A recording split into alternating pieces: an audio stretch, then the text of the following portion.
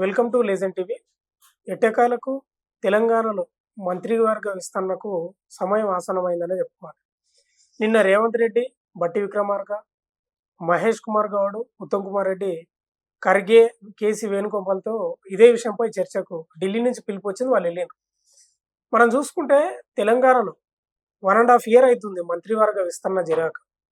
ఈరోజు రేపు అని మీడియాలో వస్తున్నాయి తప్ప దాదాపు 1 year పైన అవుతుంది. ఇంకా కొన్ని రోజులు ఆగితే రెండేళ్ళు కూడా అవుతుంది. మరి ఎందుకు ఇంత ల్యాగ్ చేస్తున్నారో తెలియదు కానీ అటు నుంచి బీఆర్ఎస్ వాళ్ళు కానీ లేకపోతే ఇంకెవరైనా వస్తే వాళ్ళకి ఇవ్వాలని అట్లా ఏమైనా చేస్తున్నారో తెలియదు కానీ మొత్తం మీద అయితే చాలా ల్యాగ్ చేశారు. ఎటకేళ్ళకి ఢిల్లీ అధిష్టానం పిలుపునిచ్చింది. మంత్రివర్గ విస్తరణలో అది కూడా 6 ఉన్నాయి. ఇప్పుడు ప్రజెంట్గా 6 చేస్తలేరు, 4 చేస్తున్నారు. అటు కేసీ వేణుగోపాల్, ఖర్గేతోటి భేటీ అయిన వీళ్ళు ఒక స్పష్టతకు అయితే వచ్చారు. మొదటిగా ఇప్పుడైతే 4 మంత్రి పదవులను భర్తీ చేయనున్నట్లు సమాచారం వస్తుంది. ఇక దానికోసం చాలా మంది ఎమ్మెల్యేలు ఇప్పుడు ప్రజెంట్ ఉన్నోళ్ళు పోటీ పడుతున్నారు.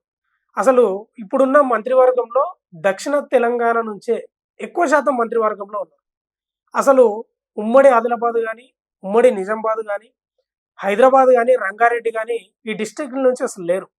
వాళ్ళకు చోటు ఇవ్వడానికి కూడా అవకాశాలు కనిపిస్తూ ఉన్నాయి. మొత్తం మీద మనం చూసుకుంటే మంత్రివర్గ విస్తరణ జరగబోతుంది. దానికి పోటీ కూడా తీవ్రతరం ఉంది.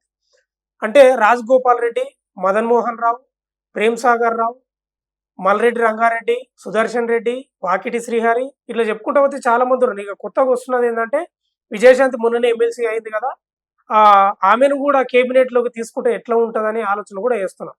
మొత్తం మీద అయితే ఒక కొలిక్ అయితే వచ్చింది.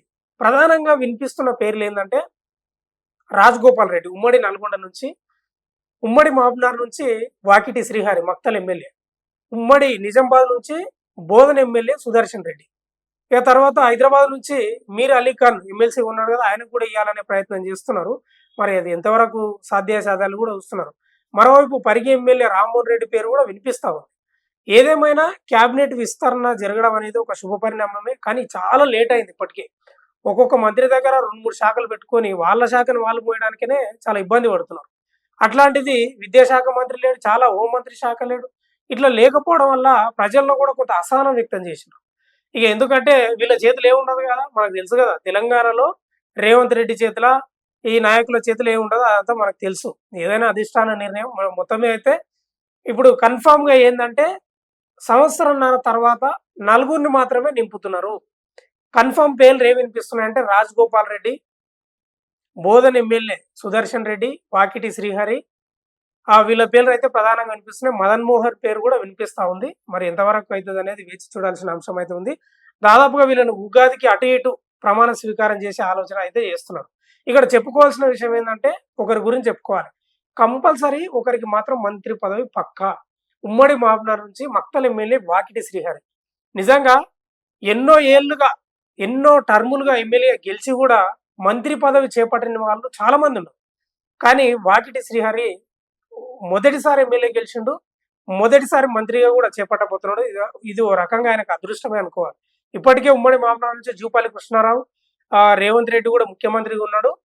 ఇక వాకిటి శ్రీహరికి అయితే ఇప్పుడు ముదిరాజు వర్గం నుంచి తెలంగాణలో ఒకే ఒక ఎమ్మెల్యే ఎవరంటే వాకిటి శ్రీహరి. గతంలోనే ఎంపీ ఎలక్షన్లు అనుకుంటా, ఎంపీ ఎలక్షన్ల బహిరంగ సభలలో రేవంత్ రెడ్డి చెప్పిండు కంపల్సరీ ముదిరాజు బిడ్డకు మంత్రి పదవి వస్తుంది, ఓట్లు వేయండి అని రిక్వెస్ట్ కూడా చేసాడు. అందులో బాగానే మాటలు నిలుపుకుంటున్నట్లు కనిపిస్తా ఉంది. ఏదేమైనా వాకిటి శ్రీహరికి ఒక అదృష్టం అనే చెప్పుకోవాలి. ఎందుకంటే ఎన్నో ఏళ్ళుగా ఎదురు చూసిన వాళ్ళకు కూడా రాదు అవకాశం. మొత్తం మీద అయితే ఇప్పుడు 6 మంత్రి పదవులను భర్తీ చేయాల్సింది 4 భర్తీ చేస్తున్నారు. అంటే ఈ 4 సంవత్సరంన్నర తర్వాత చేస్తున్నారు.